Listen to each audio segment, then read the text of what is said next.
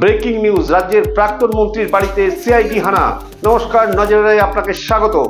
রাজ্যের রাজনীতিতে ফের চাঞ্চল্য। শুক্রবার সকাল সকাল বোলপুর তৃণমূল বিধায়ক তথা রাজ্যের প্রাক্তন মন্ত্রী চন্দ্রনাথ সিনহার বাড়িতে পৌঁছায় সিআইডির একটি দল।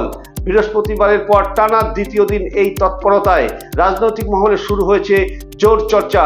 সিআইডি আধিকারিকদের উপস্থিতির সেই চিত্রই আমরা তুলে ধরবো আপনাদের সামনে। সূত্রের খবর, বিধানসভার বিরোধী দলনেতা নির্বাচনকে ঘিরে বিভিন্ন বিধায়কের জমা পড়া স্বাক্ষর নিয়ে তদন্ত চালাচ্ছে সিআইডি। মূল প্রশ্ন, সেই স্বাক্ষর আসল নাকি জাল? সেই কারণেই স্বাক্ষর যাচাইয়ের প্রক্রিয়া নামানো হয়েছে তদন্তকারী দলকে। এদিন চন্দ্রনাথ সিনহার সঙ্গে কথা বলেন সিআইডির আধিকারিকরা। সংগ্রহ করা হয় তার স্বাক্ষরের নমুনা, পাশাপাশি বেশ কিছু নথিও খতিয়ে দেখা হয়েছে বলে খবর।